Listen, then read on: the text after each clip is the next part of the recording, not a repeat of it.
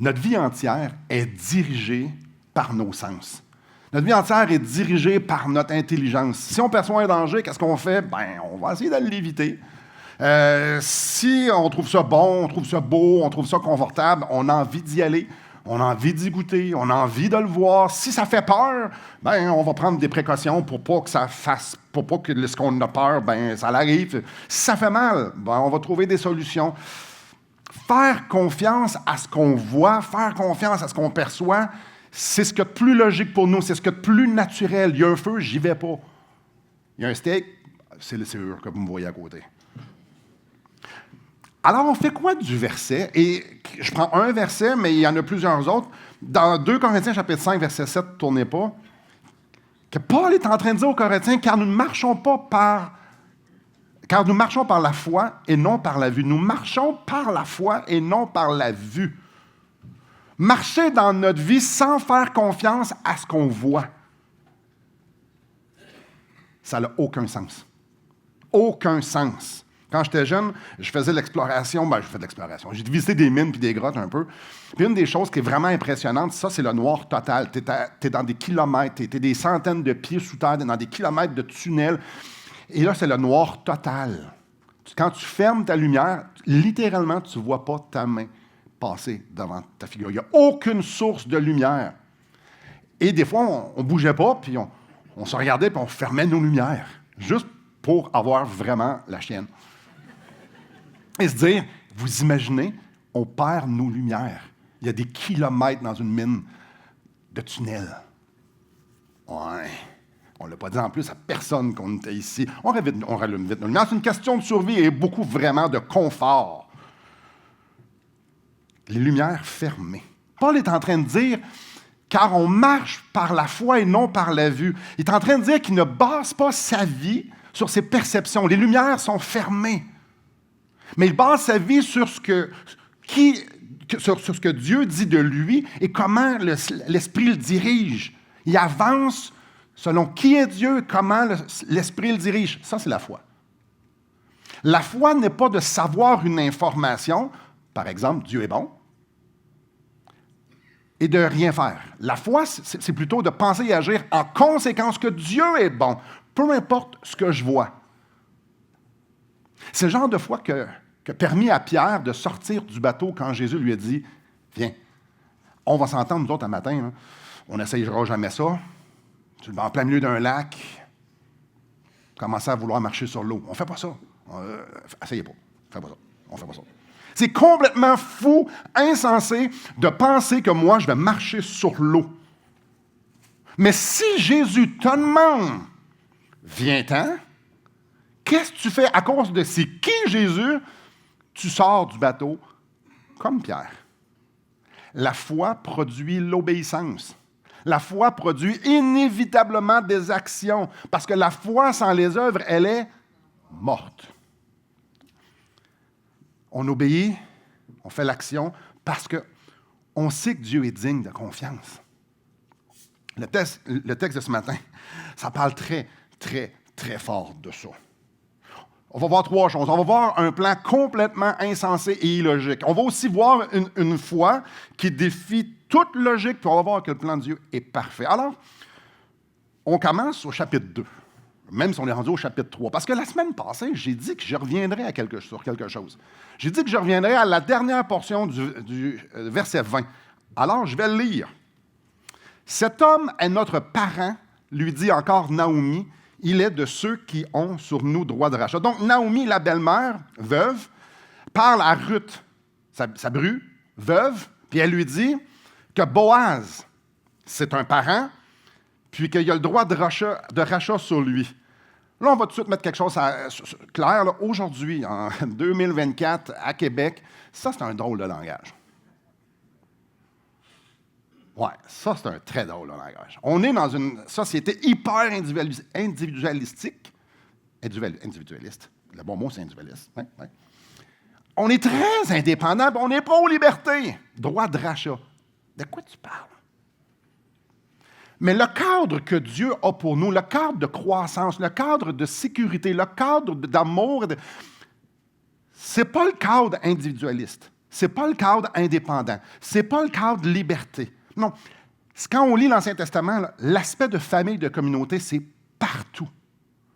Dans la Bible, quand on parle d'un parent, ici, c'est quelqu'un qui est responsable du bien-être d'un membre de sa famille qui vit une crise puis qui a besoin d'aide. Droit de rachat. Le même mot, c'est rédemption. Ça veut dire la même chose. Puis dans l'Ancien Testament, on voit 6 sortes d'aspects où un parent fait la rédemption ou rachète un membre de sa famille, quelqu'un de sa famille. Je vous en donne 3. Le premier, quand un membre, c'est une prescription dans Lévitique 25, donc quand un membre de la famille devenait pauvre, puis qu'il devait vendre son champ ou ses champs, un proche parent devait l'acheter pour s'assurer que les biens restent dans le patrimoine familial. Ça, c'est une prescription. La deuxième façon qu'on le voit, si quelqu'un devenait à un tel point pauvre qu'il se vendait lui en tant qu'esclave, parce qu'il considérait que c'était mieux être esclave de quelqu'un que de mourir de faim seul. Alors, il y avait des gens qui se vendaient en tant qu'esclaves. Dieu, il y avait une provision. Un parent devait racheter le membre de sa famille pour le ramener dans la famille. Attends, on fait comme, oh, oui, OK, oui, c'est bon. La troisième, si un mari advenait à mourir sans enfant, le plus proche parent du mari devait marier la veuve. Là, on fait, oh. T'es en train de me dire que là, mon frère, il n'a pas eu d'enfant, il faut que je marie sa femme? Oui. Il y a deux sources de provision. Il y a 2 provisions là-dedans. La première, la survie de la famille, la survie du clan. Là, on fait, hein? Oui, oui. C'est une bonne chose. Peut-être pas en 2024 parce qu'on est dans notre culture. Mais d'un coup, Dieu dit, non, c'est de même, vous allez faire ça, c'est bon. La deuxième provision, c'est la protection de la veuve. Une veuve, laissée toute seule, elle va vraiment pas bien. Mais si par amour, elle est recueillie dans une famille, ça c'est bon. Aujourd'hui, on fait ça, puis on entend ça, puis on fait, mais voyons donc. On est tellement loin de ça. On est tellement loin des mariages arrangés. Ça n'a aucun sens pour nous. Mais pour Dieu, la provision de nos besoins se font à l'intérieur d'une famille. Ça veut dire quoi, ça, en 2024, une famille? On peut se poser beaucoup de questions. Mais pour Dieu, ça se passe dans la famille, ça se passe dans le clan, ça se passe dans la communauté. Et en ce qui nous concerne, ça se passe dans l'Église. Le rachat d'un proche parent, c'était une très, très, très bonne chose. C'était vu d'une façon très positive. Il n'y a personne qui fait comme « Oh non, non, non, non, non! » C'est une bonne chose. Surtout pour les pauvres, surtout pour les vulnérables, surtout pour les veuves. C'est pour ça que Naomi ici apporte le sujet. Elle l'apporte d'une façon très positive.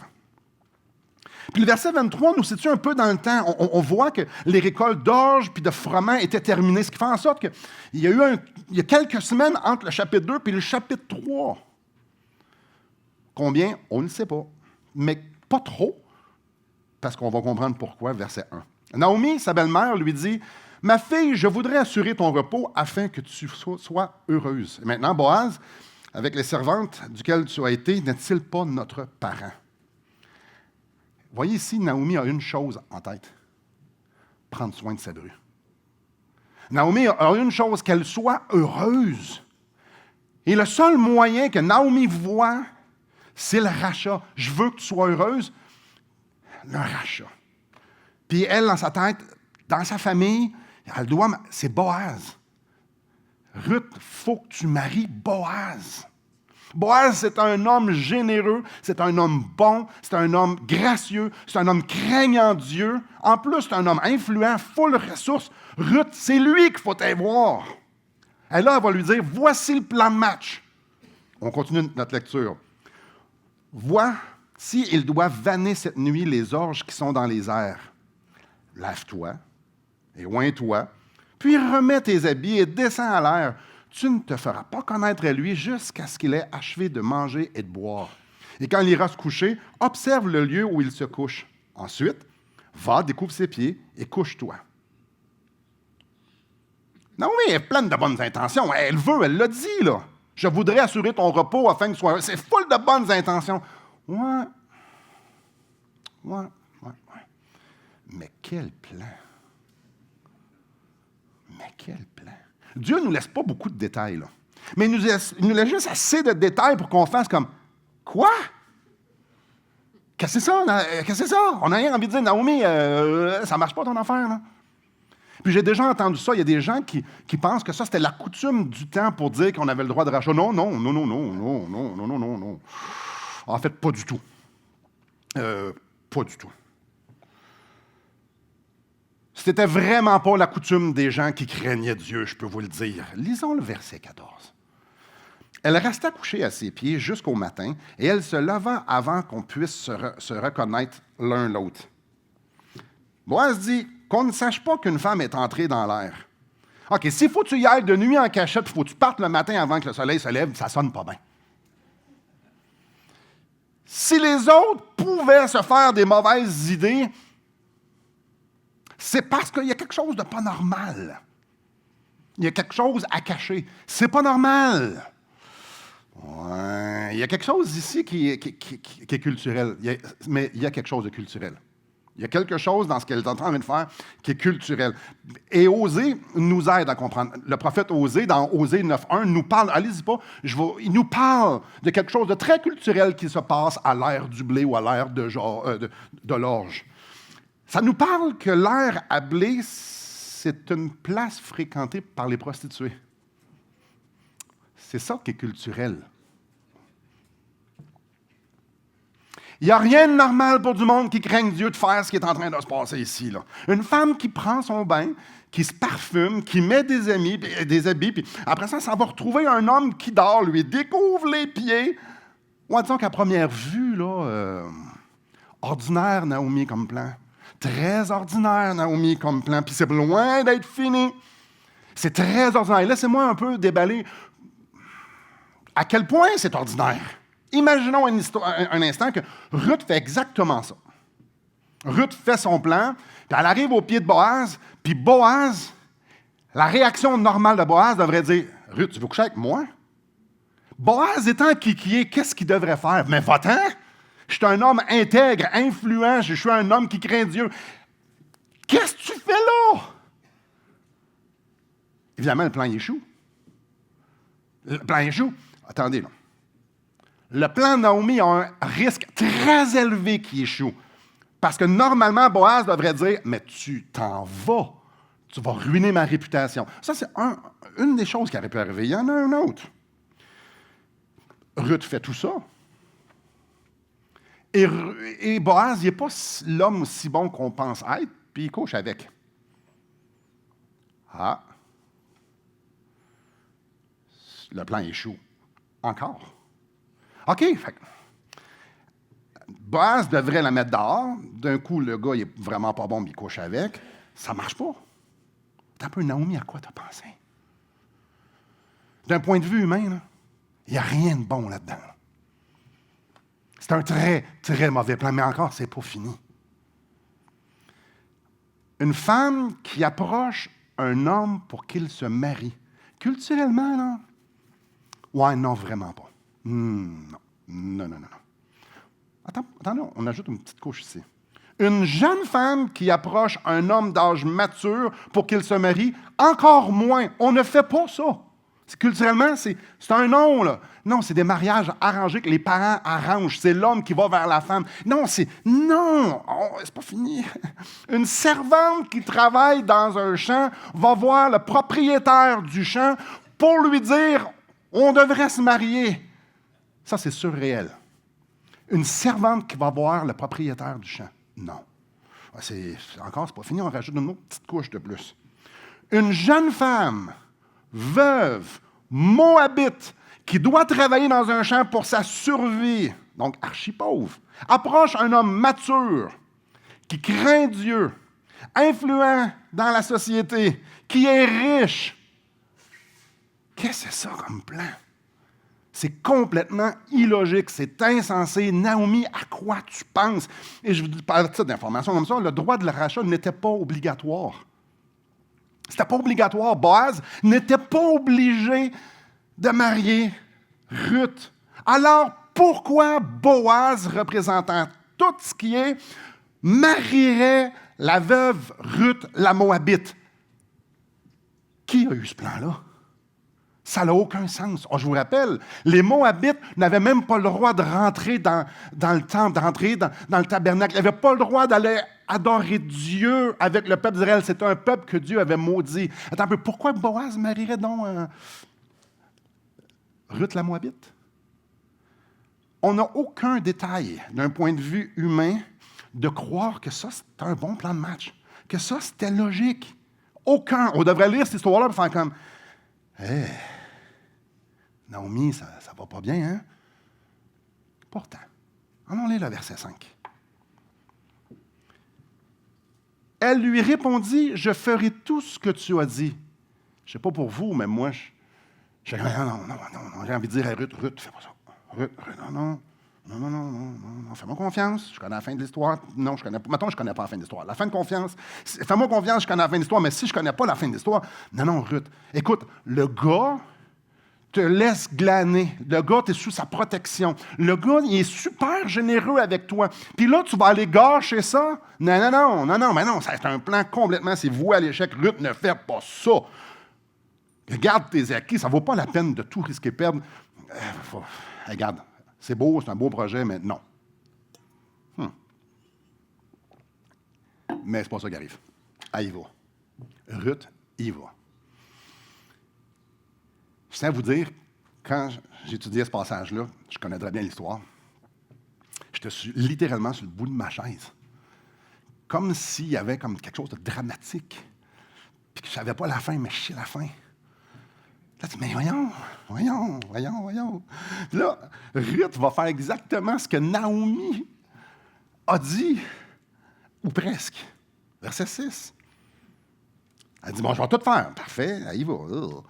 Elle descendit à l'air et fit tout ce qu'avait ordonné sa belle-mère. Boaz mangea et but, et son cœur était joyeux. Il alla se coucher à l'extrémité d'un tas de gerbes. Ruth vint alors tout doucement couvrir ses pieds et se coucha. Au milieu de la nuit, cet homme eut une frayeur. Il se pencha et voici, une femme était couchée à ses pieds. À date, jusque-là, Ruth a obéi exactement à ce que sa belle-mère a dit. 100%. Et toutes les directives étaient là, super. Mais au verset 9, elle improvise. Et, tu sais, quand j'étais plus jeune, dans une autre vie, tu sais, les films à suspense, que là, il y a du bruit dans la cave, puis là, la blonde est comme « Ah, je vais y aller! » Ou maintenant, le gars musclé fait comme « Moi, je vais tout vous libérer. » On le sait qu'il va mourir dans la cave, là. Là, c'est un plan qui est totalement illogique, et là, tu t'en vas improviser. On ajoute une couche de plus. Il dit, qui es-tu? Elle répondit, je suis Ruth, ta servante. Étends ton aile sur ta servante, car tu as le droit de rager. Là, si vous êtes sûrement habitué de voir ça faire comme, oh, c'est beau. Non!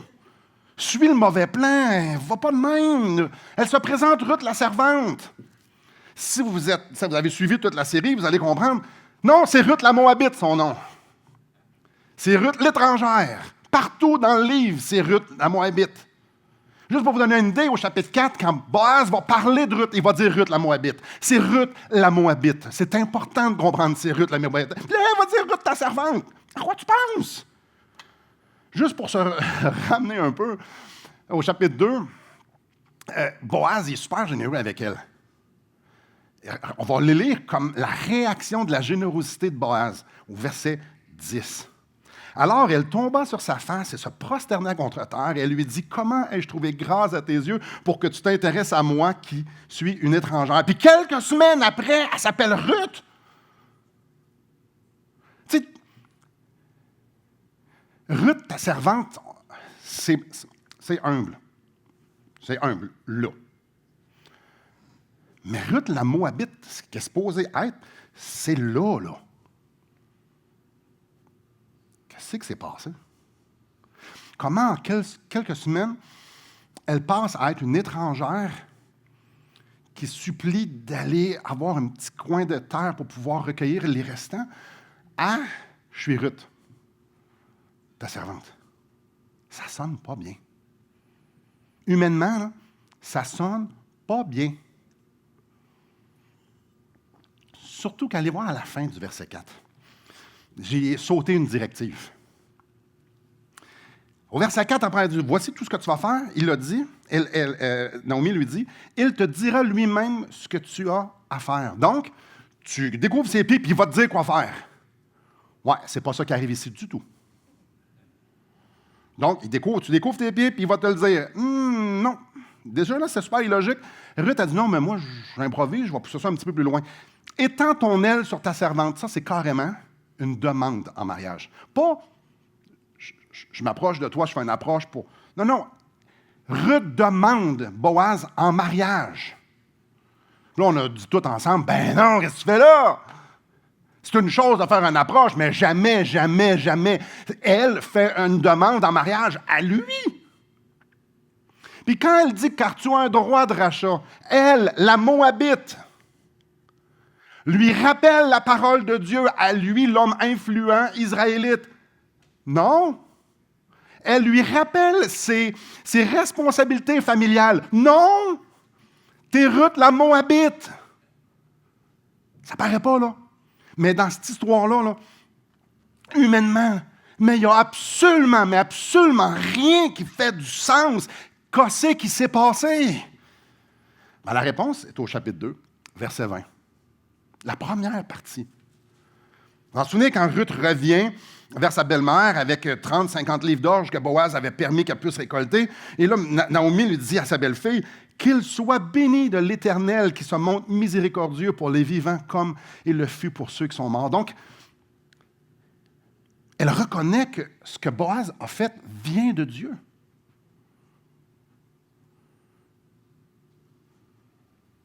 Qu'est-ce qui s'est passé? Le hesed que Boaz a manifesté à Ruth au chapitre 2, c'est ça qui s'est passé. Là, vous êtes, quoi? Le mot miséricorde ici, en hébreu, c'est hesed, H-E-S-E-D, mais ça, c'est la traduction, la translittération, c'est pas de même que ça s'écrit. Là. Mais là, j'en ai parlé la semaine passée, je vais juste faire une petite parenthèse. J'en ai parlé beaucoup. Si vous voulez tout comprendre, c'est la semaine passée. Mais là, je vais juste vous en parler un peu. Ici, c'est traduit miséricorde. Ça pourrait être traduit loyauté, amour, grâce, fidélité. Ça peut être traduit plein de choses. Puis, c'est tout vrai. Alors, ce mot-là ne veut pas nécessairement dire une action d'amour, une action. C'est beaucoup plus large. On parle d'une sphère où que toutes ces choses-là sont dedans. Donc, une petite définition ici, c'est un acte de miséricorde, de grâce, de bonté, qui est motivé par un engagement relationnel envers quelqu'un. Donc, c'est quelqu'un qui peut secourir ou aimer ou quelqu'un d'autre qui ne peut pas, qui va recevoir. Et ce qui motive, c'est l'engagement. Mais on parle d'un acte hors norme. Encore une fois, je referme ici la parenthèse. Si vous avez plus d'informations, c'est la semaine passée. Ici, là, le hesed, de rentrer dans cette sphère-là de notre engagement relationnel, c'est la chose la plus profonde. Et je vais te manifester l'amour, la grâce, la miséricorde. C'est ça qui a tout changé. Parce que quand Naomi a vu ce que Boaz a fait avec Ruth, elle a reconnu les actions de Dieu. Elle a reconnu la main de Dieu au travers Boaz. Elle a reconnu que Dieu était fidèle envers ses alliances, envers ses promesses, envers qui qu'il était. Naomi, au chapitre 3, est loin d'être la Naomi du chapitre 1. Elle a reconnu qu'elle était en bonne main parce qu'elle a vu Dieu au travers Boaz. Alors, le conseil partait de là.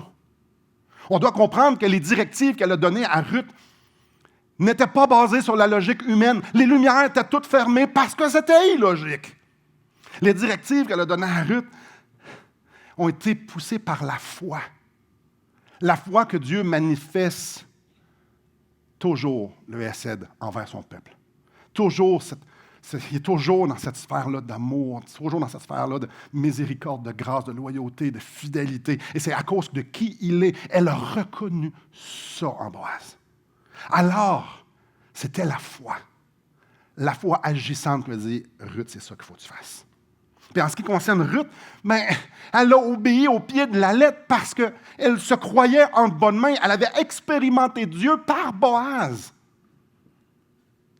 La foi pousse à l'obéissance. Ben oui, belle maman, je vais y aller parce que Dieu est avec nous. C'est évident. La foi pousse à l'audace.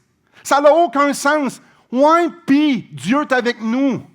Oh, pensez ça, vous, là. Construire un petit bateau pendant 100 ans parce qu'il va mouiller. La foi. Il n'y a rien dans les actions de Ruth qui a du sens au point de vue humain. Rien. Mais quand on se met dans les souliers de Ruth, tout ce qu'elle a fait, c'est la seule chose qui avait du sens. Se laver, se parfumer, mettre ses habits. C'est aussi un rituel pour le mariage. Alors, elle s'est préparée pour son mariage par la foi. Elle n'allait pas acheter de robe, mesdames, avant d'avoir trouvé un gars. Mais c'est de ça qu'on parle.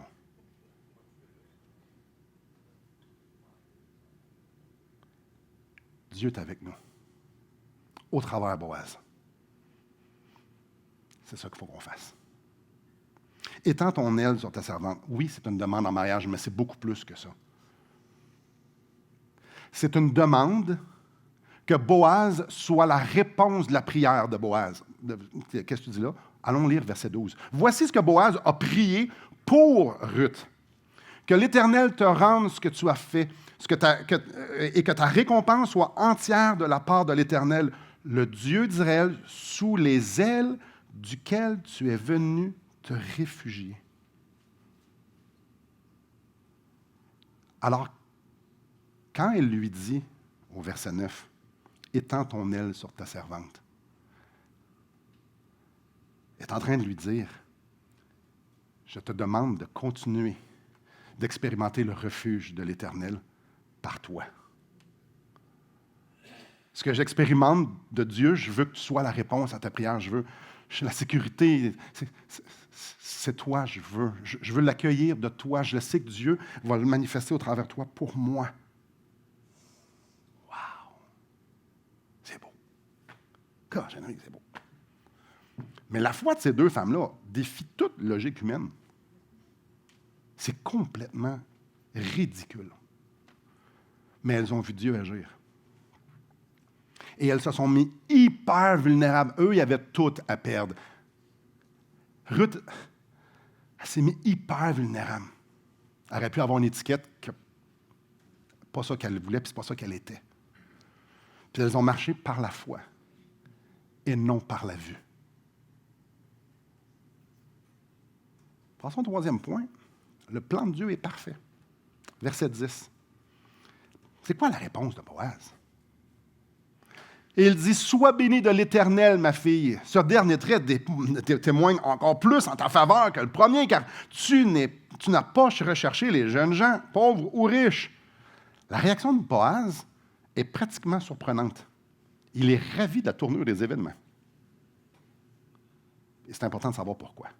Là, il dit, ce dernier trait témoigne encore plus en faveur que le premier. Donc, il y a deux traits. Il y a deux traits exceptionnels que Boaz voit en Ruth. Le plus grand, donc le dernier, celle qu'elle vient de faire, c'est quoi? Boaz reconnaît qu'elle était libre. Ruth aurait pu chercher quelqu'un chez les jeunes gens, riches, pauvres. Autrement dit, elle aurait pu choisir n'importe qui. Boaz dit, tu aurais pu choisir n'importe qui. Pourquoi tu es venu vers moi?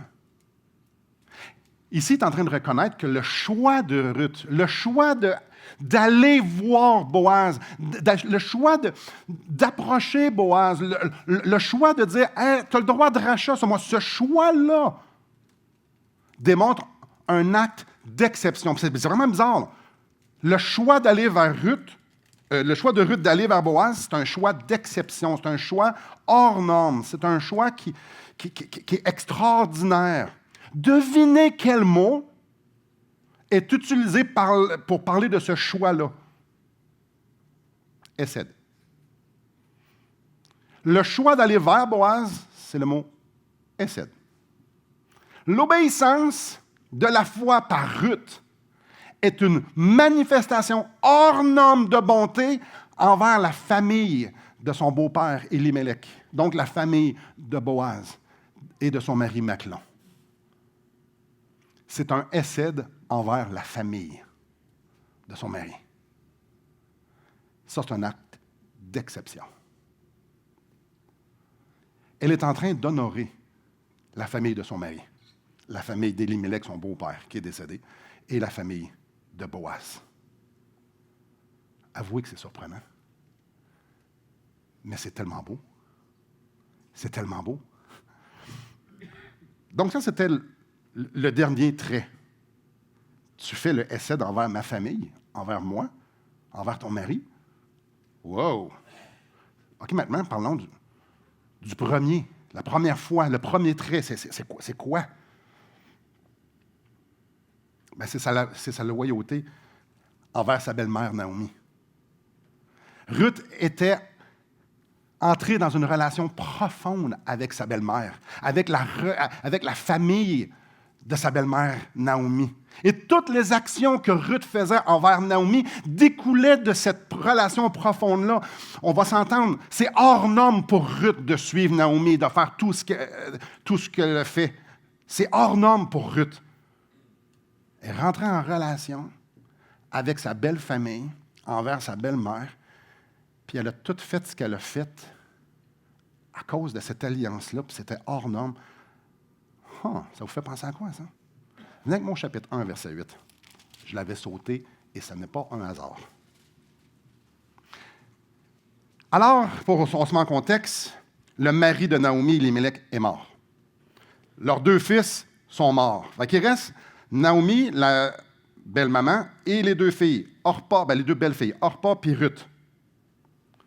Naomi apprend que Dieu est hesed envers son peuple. Naomi dit alors à ses 2 belles-filles, « Allez que chacune retourne à la maison de sa mère, que l'Éternel use de bonté envers vous, comme vous l'avez envers ceux qui sont envers moi. » Elle demande que Dieu soit hesed envers ses belles-filles, comme ses belles-filles l'avaient été elle. Le mot bonté ici, c'est le mot hesed. Donc, Ruth a manifesté le hesed avant. Donc, cette sphère-là d'amour, de grâce, de hors norme, de générosité. Ruth était comme ça avec sa belle-mère, alors qu'elle était encore dans le pays de Moab. Ruth démontrait un caractère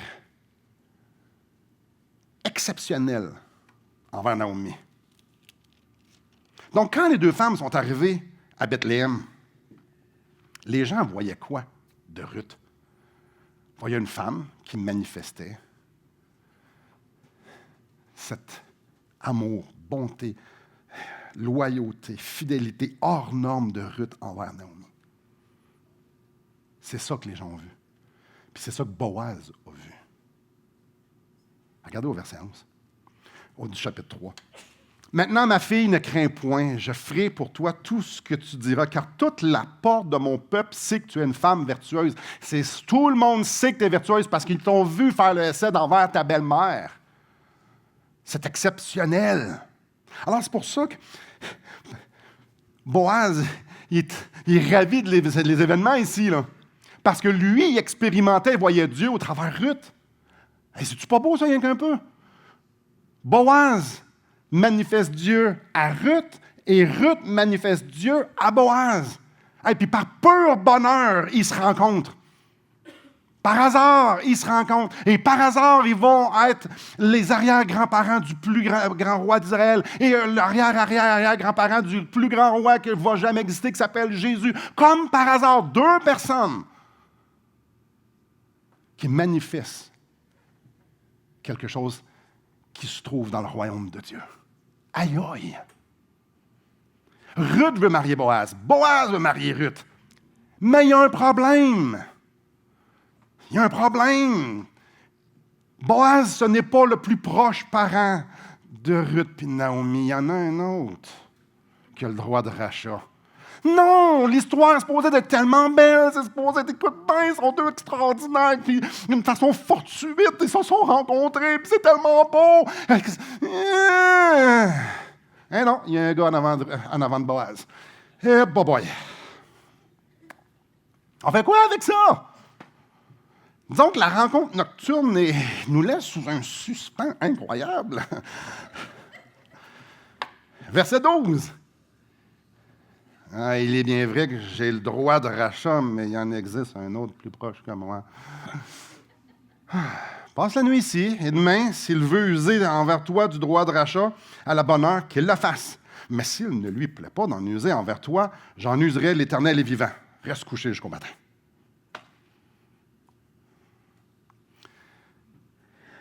Boaz, c'est un homme de foi. Et la foi marche toujours dans la vérité. La foi marche toujours dans la droiture, dans l'intégrité. Il aurait pu juste partir puis s'en aller à Las Vegas puis se faire marier comme ça. Non, c'était pas ça. C'était pas ça. C'était pas ça. C'était pas ça. Boaz faisait confiance à Dieu parce que Dieu se manifestait, parce qu'il savait qui était Dieu. Alors, on va faire les choses comme il le faut. Je crains Dieu. Tu crains Dieu. Alors, on va faire les choses by the book. On va aller voir le gars, je vais aller voir le gars, puis je m'en occupe. Si vous n'avez pas lu le livre encore, vous allez faire comme, mais il se passe quoi? Verset 15. Il ajouta, donne le manteau qui est sur toi et tiens-le. Elle le tint et il mesura 6 mesures d'orge qu'il chargea sur elle, puis il rentra dans la ville. Ruth revint auprès de sa belle-mère et Naomi dit, est-ce toi ma fille? Comme ça pouvait être quelqu'un d'autre. Ruth lui raconta tout ce que cet homme avait fait pour elle. Et elle dit, il m'a donné 6 mesures d'orge en disant, tu ne retourneras pas à vide vers ta belle-mère. Et Naomi dit, sois tranquille, ma fille, jusqu'à ce que tu saches comment finira la chose. Car cet homme ne se donnera point de repos qu'il n'ait terminé cette affaire aujourd'hui. Naomi avait comme, allons nous coucher, là. Attends un peu, là, nous, on la connaît, la fin de l'histoire, pas elle. Non. Non. Ruth, on se calme. Ça va être correct. Reste tranquille. Reste tranquille, ça va être beau. Dieu est à l'œuvre. Dieu est à l'œuvre. Alors, on va agir en conséquence, parce que quand Dieu est à l'œuvre, on sait c'est qui, on va se coucher tranquille. On peut se reposer. C'est pas hors de contrôle au complet. Ici, là, on voit un homme qui est convaincu. On voit 2 femmes qui sont convaincues que le plan de Dieu y est parfait. Dieu est en train de pourvoir. Dieu est en train de manifester son essai envers cette famille-là, envers, on le sait plus tard, on va le savoir, mais envers le peuple d'Israël. Parce qu'ici, c'est beaucoup plus qu'une belle histoire d'amour. C'est l'union d'un couple qui va avoir un impact pour le restant de l'humanité. Nous, on le sait, eux, ils ne le savent pas. Le plan de Dieu est parfait. Et on voit ici des gens qui se reposent.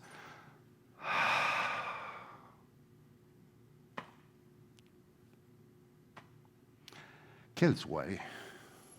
Moi, je ne suis pas reposé, pas en tout.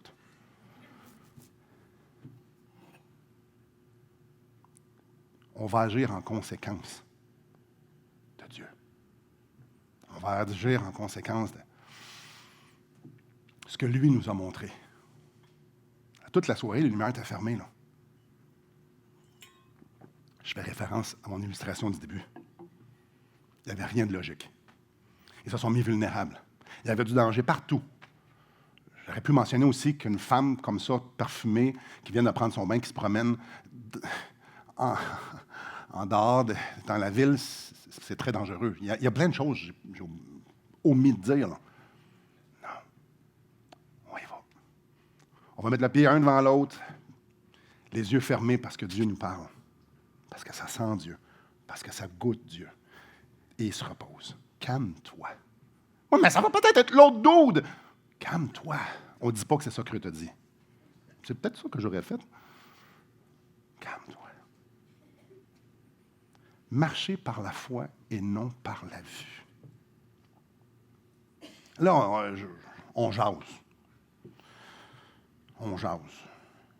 Hier, je parlais avec quelqu'un.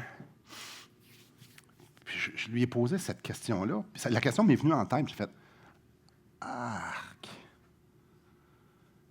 Comment marchez-vous par la foi dans votre vie quotidienne? » Là, les deux, on s'est regardés, on fait comme « Attends un peu.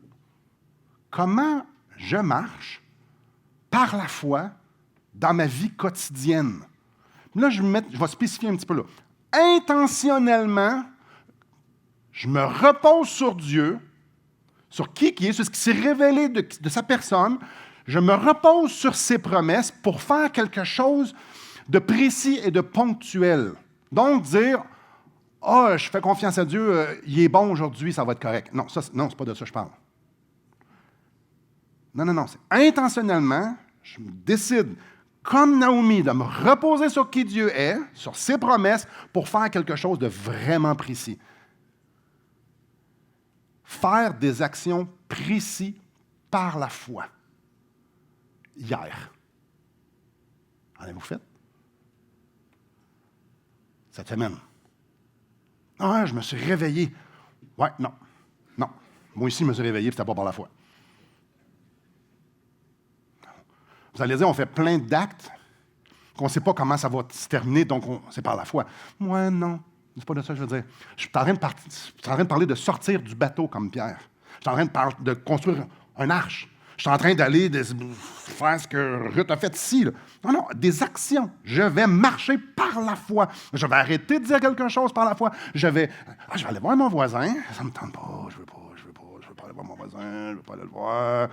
Je vais aller le voir, Seigneur, tu veux que je vais aller voir mon voisin, je ne sais pas quoi dire, Seigneur, oui. Et je m'en vais voir mon voisin, j'y parle de Jésus. Parce que je le sais que Dieu va me le donner. Acte par la foi. Acte par la foi. Il y en a peut-être qui vont reconnaître l'histoire. Vous êtes à l'épicerie. Ah, c'est clair en dedans qu'il faut vous payer l'épicerie de la personne en face. En avant de vous, puis « Oh oui, mais j'ai pas d'argent dans mon compte de banque, je suis pauvre. Je peux pas faire ça. Oui, mais c'est ce que je veux te faire. Oui, mais fais pas de foi, sinon... » C'est une histoire vue en passant.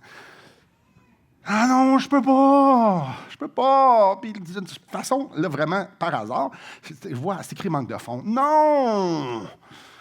Tu veux vraiment, je paye pour elle. Tu veux vraiment, je paye... Mais j'ai pas d'argent. Je suis venu acheter quelques petites choses, puis c'est tout. Puis la madame est partie. Puis je n'ai pas payé. Puis j'ai manqué de foi. Et genre 2 semaines après, j'ai reçu le montant qui est écrit sur sa caisse, un chèque du gouvernement par pur hasard encore. Le montant exact. Merci Seigneur de me rappeler que j'ai manqué de foi. On parle de faire des actions par la foi. Se reposer sur ce qu'on connaît de Dieu. À chaque instant, pour faire des actions. Bref, marcher par la foi, non par la vue. On fait l'épicerie. On va marcher par la foi, ça fait des centaines de fois que je fais l'épicerie. Pas besoin de... on rencontre combien de personnes à l'épicerie? On dépense l'argent de Dieu à l'épicerie. Il y a tellement de choses qui se passent à l'épicerie qu'on peut faire des pas de foi. Non. C'est important d'être à l'écoute. C'est important d'être à l'écoute et de la direction de Dieu. Parce que Dieu veut nous sortir de notre zone de confort. Frères et sœurs, Dieu veut nous sortir de notre zone de confort. Parce que dans notre zone de confort, on n'a pas besoin de foi. Parce que ça fonctionne tout seul. Je n'ai pas besoin de foi pour conduire mon auto. Ça fait quelques années que je le fais et ça va quand même plutôt bien. Je n'ai pas besoin de foi. J'ai pas besoin. Un matin, je n'avais pas besoin de foi. Mon char a parti tout seul. OK. Notre zone de confort. Dans notre zone de confort, on n'a pas besoin de foi dans notre tête. Donc, Dieu veut nous sortir toujours de notre zone de confort pour qu'on puisse dépendre de lui. Alors, la plupart du temps, il va nous montrer des choses. Chacun de ses enfants, dans différentes sphères, il va nous montrer des choses qu'il veut qu'on fasse par la foi. Alors, c'est hors de notre zone de confort. Non, c'est pas confortable. Frère et sœurs, j'ai peur qu'on est tellement habitué de se protéger que souvent on a les oreilles bouchées. Hey, moi, je ne cherche pas le trouble dans la vie. Fait que quand j'ai l'impression qu'une situation s'en va dans le trouble, moi, je prends mes jambes à mon cou puis je m'en vais. On est tellement être dans un mode d'habitude. On fait les choses par habitude. On ne se pose pas de questions. Ça, c'est ce qui est confortable. C'est facile de ne pas entendre quand on est capable de faire des choses. C'est facile de ne pas faire confiance à Dieu parce que nous, on est capable de contrôler la patente. Puis jamais on se dirait ça parce que ça semble tellement pas bien. Mais si je ne dépends pas intentionnellement, c'est ce qui se passe. Ou bien là, de faire confiance à Dieu d'une façon générale. Dans les généralités. Je fais confiance à Dieu aujourd'hui. Alors, let's go, on en reparlera demain. C'est pas de ça qu'on parle. On ne peut pas entendre les directions spécifiques du Saint-Esprit alors qu'on n'est pas intentionnel dans ce qu'on est en train de faire. Ah, puis on a beaucoup de bonnes, mauvaises raisons aussi de ne pas entendre ce que Dieu est en train de nous diriger. J'ai pas le temps. Je comprends, Seigneur, tu veux jamais mon voisin, mais écoute bien, là, j'ai pas le temps. Ah, tu n'as pas le temps de faire ça? Oui, c'est vrai. C'est vrai. Si tu n'as pas le temps de faire ce que Dieu te demande, c'est important de ne pas l'écouter. Oui, mais je fais déjà telle affaire, telle affaire, telle affaire. Tu ne trouves pas que c'est assez? Non, je ne trouve pas que c'est assez. Je ne suis pas capable. Avez-vous déjà entendu quelqu'un dire, oui, mais moi, c'est pas mon don, moi, je ne suis pas capable de faire ça. OK, Dieu te demande de faire quelque chose, puis ce n'est pas ton don. OK. Si Dieu vous voit quelque part, il va payer le ticket, je vous le garantis. On va le faire plus tard. Mais déjà arrivé de dire ça. Ouais. On se bouche les oreilles. C'est tellement facile de rester à la place où est-ce qu'on peut contrôler, où est-ce qu'on peut garder notre zone de confort. Puis je comprends ce qui va se passer. Hein? Quand ça va mal, on veut tout comprendre, hein? On veut tout savoir, on veut comprendre, on veut tout savoir. C'est facile de rester à des places où ce qu'on comprend et ce qu'on contrôle. Ça, c'est pas marcher par la foi. Ça, c'est marcher par la vue. Et là, écoutez bien ça, je veux vraiment attirer votre attention sur ce que je vais dire là. Avez-vous déjà pensé que certaines de nos épreuves étaient en fait des circonstances que Dieu avait prévues pour qu'on se repose sur lui par la foi? Nous, on voit ça comme une situation inconfortable et on demande à Dieu de l'enlever. Puis lui dit, non, non, je ne veux pas te l'enlever. Je veux que tu te reposes sur moi. Ne me vois-tu pas à l'œuvre dans ta vie, dans la vie de tes frères et sœurs, dans ta famille, dans l'univers, dans l'histoire de l'humanité? Tu me vois-tu passer à l'œuvre que là, je vais prendre soin de toi? Écoute qui je dis, qui je suis, écoute mes promesses. Tu n'as pas besoin que je t'enlève ça, tu as besoin de te reposer sur moi. Avez-vous déjà pensé que Dieu nous met dans des situations abracadabrantes, illogiques, qui font hyper mal pour qu'on se repose sur lui? Peut-être que Dieu voudrait nous faire expérimenter des grandes choses. Avez-vous déjà vu mettons, on lit Actes, puis on lit l'histoire de l'Église, puis on fait comme, mais voyons donc, moi, je ne suis pas de taille. Ouais, on regarde là, Élie, on regarde Paul, on fait comme, hey, ça c'est c'est énorme. Puis là, on voit tous les grands missionnaires, puis les grands prédicateurs qui font des choses extraordinaires, puis madame une telle que c'est, wow! Puis on dit, c'est juste pour les autres. Avez-vous déjà pensé que peut-être Dieu voulait nous faire expérimenter des grandes choses, mais on se protège de lui? Quand on se protège de lui, on se contente de peu.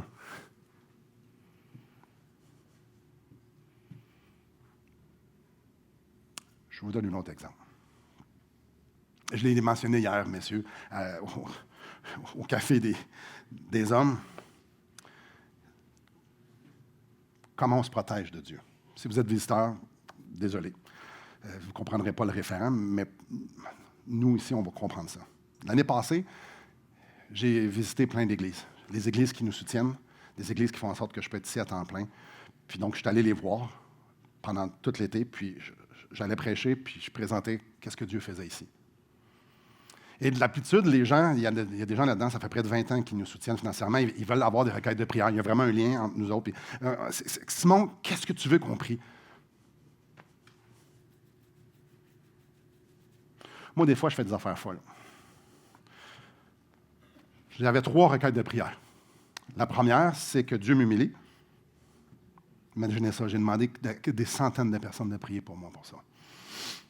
Que Dieu humilie l'Église d'une façon individuelle, puis que Dieu humilie l'Église d'une façon corporative. C'est de ma faute. C'est moi qui ai demandé de prier.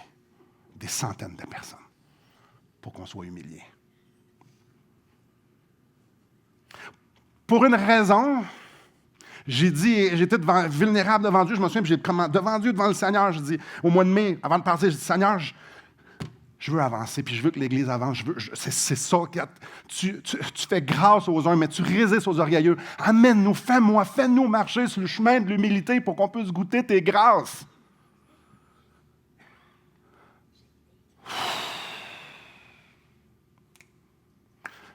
Maintenant, levez pas la main, mais levez la main ceux qui veulent que je reprie ça maintenant. Hier, c'était la même réaction. Non, on peut sauter un an. Puis moi, je me suis posé la question cette semaine, Simon, tu le repirais-tu? Ouais, peut-être en 2025. Là. Ouais. Frères et sœurs, ça, c'est se protéger de Dieu. Ça, c'est ne pas croire qu'il fait grâce aux humbles. Et là, vous avez entendu mes réponses. Là. Oh. Alors, on peut-tu avoir un peu de confort, s'il vous plaît? Fais-nous pas sortir. Aïe, aïe. On peut-tu... Laisse-nous nous contenter de peu. Oui, mais moi, je veux faire des grandes choses avec toi, puis avec toi, puis avec toi, puis avec toi, puis avec vous. Des grandes choses. Je peux-tu vous amener vers l'humilité, vers l'humiliation pour que je puisse produire en vous des choses extraordinaires? Ouais, non, oui, non. Sors du bateau, Simon. J'ai sorti l'année passée, puis je me suis mouillé les pieds un peu. Puis là, c'est une histoire, mais vous avez chacun les vôtres dans votre vie. Là. C'est juste celle-là est commune. Marchez par la foi et non par la vue. Ça n'a aucun sens. Je vous encourage d'examiner votre vie. Les heures. Combien de fois par heure vous dépendez de Dieu? Puis vous dites, ça n'a pas de sens. Toujours dans la vérité, toujours dans l'intégrité, toujours dans... Oui, je vais. Seigneur, je ne sais pas, regarde, je tremble en dedans. Savez-vous que tous les fois que je suis ici, je me dis, je ne suis pas capable. À tous les fois. Pas dans tout. Quand vous allez sortir de la maison, on sort de la maison. Tellement d'opportunités de glorifier Dieu. On rentre en communication avec les autres. On rentre en relation avec les autres. Il y a tellement d'occasions d'être utilisés par Dieu. On met notre argent dans nos poches. Il y a tellement d'occasions notre temps, il y a tellement d'occasions de faire des pas de foi avec tout ce qu'il nous donne, tout ce qu'on est, parce qu'il en est digne. Il est digne qu'on y fasse confiance. Il est digne que le vert pâturage, on y croit qu'il va nous emmener là, parce que c'est le bon berger et qu'on ne va rien manquer. Il est digne. Je nous encourage à regarder nos interactions pour savoir si oui ou non on se repose intentionnellement sur Dieu pour accomplir sa volonté par sa puissance, pour sa gloire. Marcher par la foi et non par la vue. La foi fait en sorte qu'on ne se protège pas. Si je me protège, je marche par la vue. La foi, c'est de courir vers Dieu sans restriction, sans réserve. En faisant des choses qui nous montent, en faisant les choses qui nous demandent, même si ça n'a pas vraiment de sens. La foi dépend sur lui. En conclusion, je vais le répéter une autre fois. Marcher par la foi et non par la vue. Avancer en faisant confiance que Dieu va toujours me diriger dans son essai, dans de verts pâturages. Peu importe ce que mes yeux voient. Frères et sœurs, vous êtes dans un vert pâturage ce matin. Peu importe ce que vos yeux voient. Frères et sœurs, Dieu veut nous faire avancer encore dans du vert pâturage. Peu importe ce qu'on voit. Maintenant, les actions qui doivent être prises dans nos vies personnelles, puis tout ça, c'est chacun les leurs. Donc, ma question pour vous, c'est, ça veut dire quoi pour toi aujourd'hui?